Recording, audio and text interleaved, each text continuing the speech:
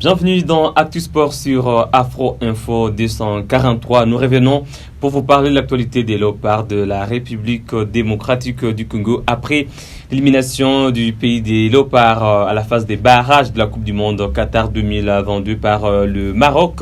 Des réactions fusent de partout. L'international congolais Cédric Bakambu a dans des audios qui ont fuité d'une conversation privée sur WhatsApp vidé le sac.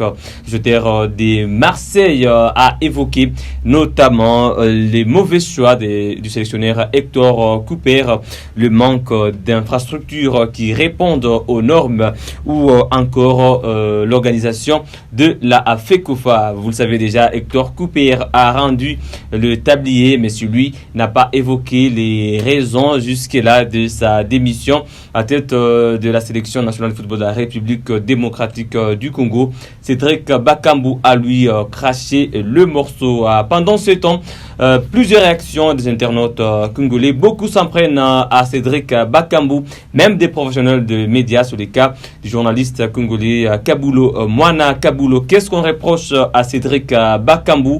Nous allons décortiquer cette actualité dans Actu Sport. Mesdames et messieurs, restez avec nous.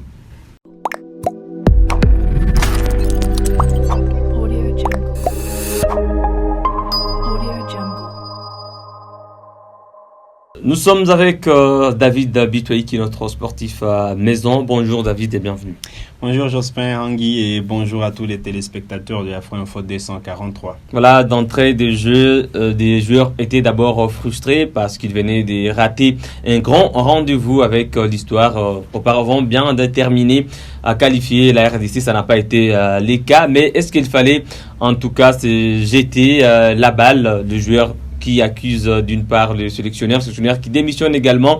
Il y a des dirigeants sportifs congolais qui seraient aussi en train de se plaindre. L'opinion sportive, notamment des journalistes, d'abord avec Cédric Bakambu, comme c'est de lui que nous allons parler au courant de cette émission. Est-ce qu'il a été trahi d'abord par son interlocuteur parce que c'était une conversation privée? Il faut dire que ça reste une conversation privée et ça devrait rester privé. Évidemment. Parce que au vu des audios qui ont fuité sur les réseaux sociaux, il s'adresse à quelqu'un.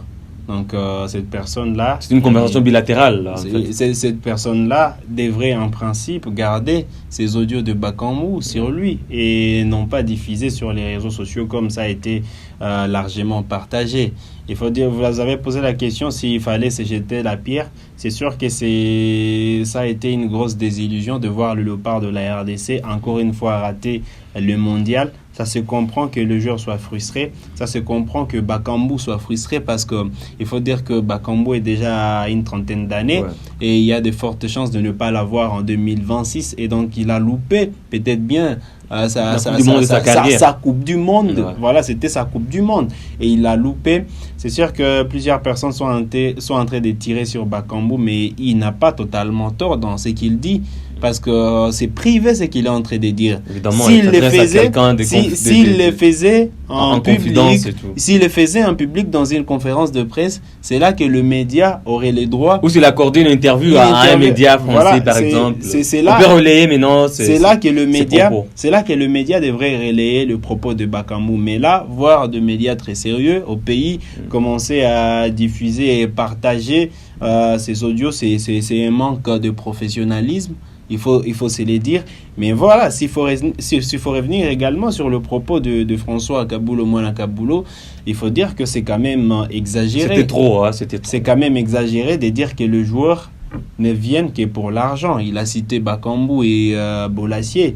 Il faut dire que ce sont deux joueurs. Bakambu est le joueur le mieux payé de Marseille. Avec 4 points. Devant Dimitri Payet. 3 millions, je pense. Devant Guendouzi.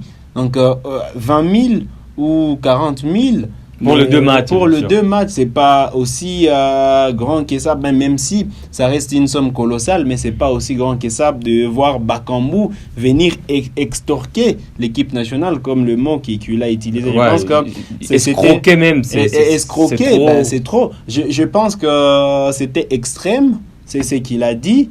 Des excuses ne seraient pas à exclure parce que là, Ça en fait trop. Il y a même, Dieu merci, Moukoko Amale qui a réagi sur sa page Facebook, qui a clairement dit que le joueur ne vient que pour les cœurs. Ils ne viennent jouer en équipe nationale avec les cœurs. Et là, tirer sur Bakambu, s'il a pointé du doigt la mégestion, s'il a pointé du doigt le manque d'infrastructures, c'est un secret pour personne. C'est un secret pour personne. Si cette mobilisation a été faite, c'est parce que le Léopard ont quand même franchi la phase des barrages. Évidemment. Ils ont réussi à se qualifier. C'est là que le ministre des Sports, Serge Condé, s'est activé. Et avec la réhabilitation. Des Martyrs a été réhabilité à cause de cette grande messe. Moi, je dirais que c'est grâce à cette grande messe, bien sûr. Voilà. Et puis, mais les sièges aussi, on était à 25 000, on n'est pas allé à 80 000 places. Ouais. Donc, et pourtant, s'il y avait vraiment cette forte mobilisation, on allait activer les batteries et arriver à l'achèvement des travaux du stade de Martyrs. Mais là, l'éclairage aussi mais là, l'équipe nationale est éliminée. Et elle ne verra pas la Coupe du Monde. Reste à savoir si le stade de Martyrs, les travaux pourront se poursuivre au stade de Martyrs. On parle du manque d'organisation au sein de la FECOFA. Bakambu l'a dit. Mais voilà, il faut dire qu'on a toujours voulu la restructuration de la FECOFA. Voilà pourquoi même il y aura des élections à la tête de la FEDE. Moi, je pense que ce n'est un secret pour personne. Si Bakambu, lui aussi, a exagéré dans ses dires, mais il y a quand même certaines vérités qu'il fallait... Il y a des évidences d'ailleurs pour compléter. Déjà, il y a la Fédération Royale Marocaine de Football qui avait saisi les instances de la FECOFA, aussi de la CAF, parce que la FECOFA n'aurait pas réservé un accueil digne à la Fédé marocaine. Mais aussi, il y a combien d'avions qui ont débarqué à l'aéroport international d'Ndjili? Pour compléter votre exemple, il y a le Maroc qui s'était plaint, qui avait ces mauvais acquis, un manque de fair play. Mais regardez ce qui se passe au Maroc. Les joueurs n'ont presque pas dormi le jour du match parce qu'il y a eu tapage, il y a eu sûrement de laser, il y a eu tout. Il y a de la musique qui a été jouée à l'hôtel de Congolais. Mais la FECOFA est restée muette. Ouais. Et pourtant, presque toutes les fédérations qui ont subi d'injustice tout au long de... injustice selon elles ont écrit à la CAF, elles ont écrit à la FIFA. Mais des lasers, par exemple, la RDC aussi en a été victime au stade... Voilà. Mohamed V.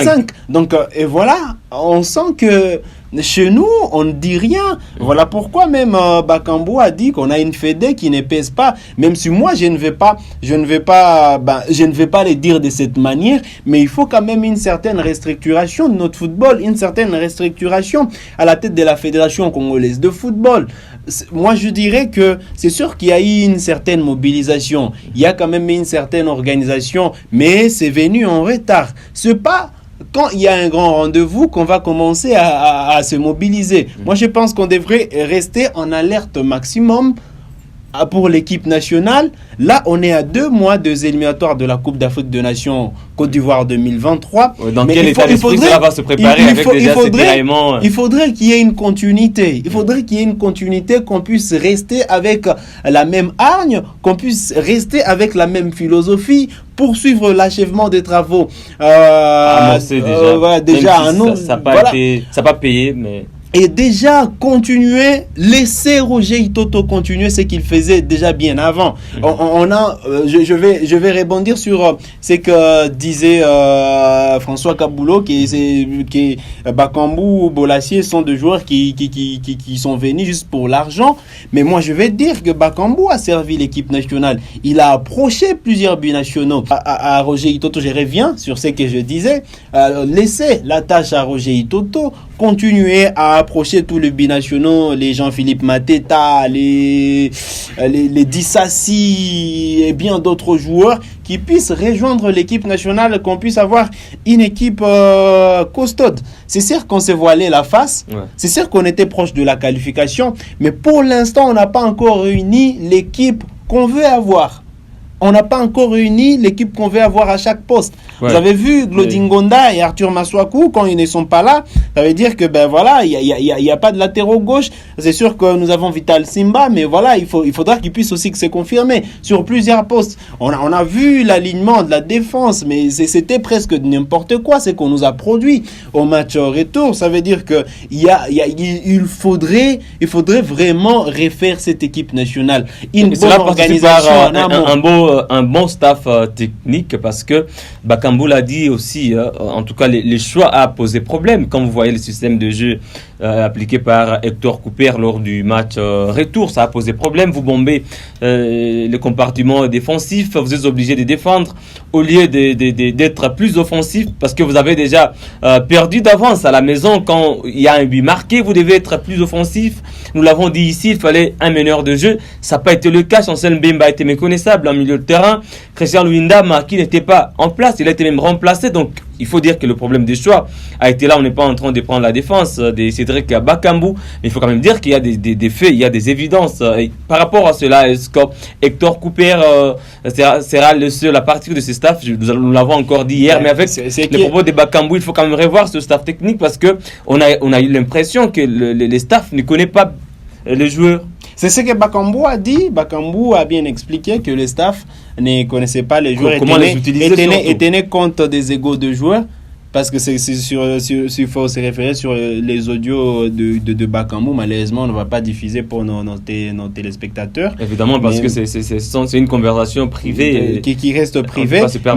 Mais Bakambu explique clairement qu'il y avait des joueurs expérimentés qui devraient jouer ces matchs. C'est le cas de Paul Joseph Mpoku, qui connaissait déjà l'enjeu de cette qualification. Voilà un peu ce qu'il faut retenir. Mais bon, c'est sûr que Bakambu l'a dit, mais lui aussi, il devrait modérer ses dires. Dire que tel ou tel autre devrait commencer les matchs, ça ne lui revient pas. Donc, il a dit ça n'engageait que lui, c'est sûr que ce sont des propos privés. C'est un privé. Mais voilà, c'est sorti en public. Mais bon, on a compris qu'il est quand même un peu. Il y a des évidences quand il a parlé des égos, par exemple. Pourquoi on a insisté sur la défense à 3? Mais pourquoi aussi on a insisté avec le système 4-4-2 quand on plaçait Bakambu et Mbokani? Là, on comprend maintenant que Bakambu était frustré parce que ça ne marchait pas. Mbokani n'avait plus sa place en équipe nationale. Il faut qu'on se le dise. Il a été important, c'est le meilleur joueur de la sélection. C'est pas le Mbokani qu'on attendait. Le Mbokani que vous dites n'avait pas sa place en équipe nationale lors des éliminatoires, il nous plante 4 buts. Ça reste un joueur important. Il a été important, mais quand on voyait l'enjeu de ce match contre le Maroc. Même si dans le système de jeu contre le Maroc, c'est sûr qu'il n'avait pas sa place. Il n'a pas répondu au rendez-vous. C'est sûr qu'il n'avait pas répondu sa place. Il n'avait pas sa place. Voilà pourquoi même au match retour, il n'a pas joué. Et il a lâché une confidence à nos confrères de Léopard Actu qui ne pourra pas, peut-être bien, revenir en équipe nationale. Mais bon, il faut dire que ce qui s'est passé à Casablanca, c'était la suite de ce qu'on avait déjà fait à Kinshasa. Donc il y a eu des répercussions. Il y a eu des répercussions. Moi, je pense que le plus important n'est pas de se tirer dessus actuellement. C'est de penser déjà à la CAN 2023 en Côte d'Ivoire. Là, déjà, on est à 2 mois. C'est sûr qu'on est en train de parler de la démission de Cooper. Reste à savoir si le ministère pourra amorcer des tractations pour garder Cooper. Parce que jusque-là, on n'a pas vu sa lettre de démission. Mais bon, il faudrait qu'également au ministère des Sports, à la FECOFA, qu'on songe quand même à une bonne organisation. On l'a dit hier, quelqu'un qui connaît mieux les joueurs, que ce soit les binationaux, que ce soit les joueurs locaux ou les joueurs qui évoluent dans le continent. Il faut qu'il y ait un sélectionneur qui a cette maîtrise-là, qui maîtrise les rouages du football africain, surtout pour ne plus tomber dans des erreurs. Je vais ajouter quelque chose. C'est sûr qu'on peut dire, oui, Bakambu a été orgueilleux, il se croit rockstar dans l'équipe nationale, mais il faut dire qu'il y a quand même de bêtises qu'il ne fallait pas cautionner à la tête de cette sélection. 2 stages organisés qui accouchent d'une souris, 2 stages qui ne produisent rien du tout. L'argent de l'État gaspillé gratuitement comme ça. Donc il faudra se dire la vérité en face. Et que chacun puisse assumer ses erreurs. Que chacun puisse comprendre que j'ai une part des responsabilités dans cette élimination de Léopard et mieux faire à la prochaine. L'important dans tout ça, c'est de sortir la tête de l'eau. C'est sûr que c'est une élimination qui n'est pas tombée, qui fait très mal. Qui fait très mal. On comprend. Mais voilà, c'est pas la dernière Coupe du Monde. C'est pas la dernière Coupe du Monde. On a loupé 2018. Nous avons quand même réussi à nous relever. Là, c'est 2026 qui s'annonce, mais tout passe par déjà 2023. Ouais, il faudrait avoir une équipe compétitive déjà dès 2023. C'est une meilleure occasion. Voilà. Pourquoi pas remporter la CAN? Pourquoi pas? Et donc, nous avons du potentiel, mais nous ne savons pas sûrement exploiter ces potentiels-là. Plusieurs personnes peuvent dire des choses, mais on a donné le poste d'ambassadeur à Roger Itoto pour qu'il puisse approcher des joueurs, qu'il puisse approcher des binationaux. Il y a eu des résultats. Mais moi je vous dis, Roger Itoto n'a pas été mis dans ces conditions, dans des bonnes conditions. Roger Itoto qui n'a même pas été invité lors de ce match à Kinshasa. Imaginez vous voyez, tout ce qu'il a fait tout ce qu'il a fait pour que les Katompa et les autres. Mais voilà, Roger Itoto n'est pas invité. Roger Itoto n'a pas disposé d'assez de moyens pour approcher de joueurs. Nous allons en parler prochainement. Je pense que chacun devrait sûrement tirer les conséquences de cette élimination. N'est pas tiré sur Bakambu, surtout le leader d'opinion, un journaliste comme Kaboul au pays avec sa notoriété. Quand il tient de tels propos, et puis ce sont des propos qui seront partagés par les internautes qui vont tirer sur Bakambu et d'autres internationaux congolais sont frustrés. Il faudrait qu'il n'y ait pas des attaques personnelles.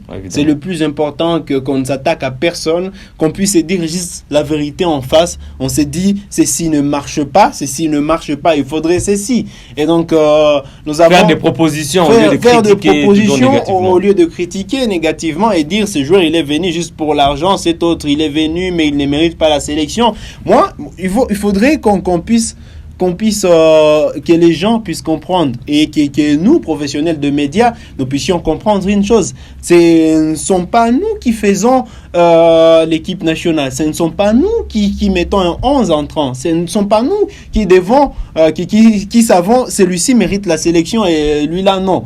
Moi, je pense qu'on devrait laisser cette tâche et avoir des critiques qui sont objectives. Évidemment. Donc, quand on n'est pas objectif dans ce qu'on dit, déjà c'est biaisé.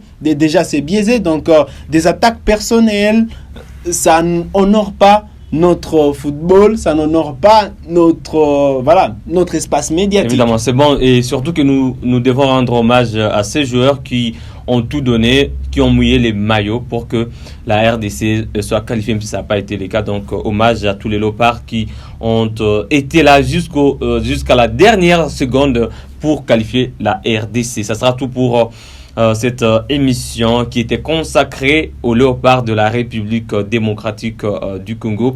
Si vous avez un point de vue, laissez-nous en tout cas votre façon de voir ce qui s'est passé avec Bakambu en commentaire. Nous allons répondre s'il y a des questions. Laissez-nous un j'aime, partagez la vidéo, surtout abonnez-vous à Afro Info 243 si vous ne l'avez pas encore fait. Il suffit de cliquer sur s'abonner, activer la cloche de notification pour ne rien rater de nos prochaines productions. Merci à vous, David, d'avoir été là. Merci à vous aussi, Jospin Angui, et merci à ceux qui nous ont suivis. Voilà, on se fixe un nouveau rendez-vous d'actualité d'ici et là. Portez-vous bien.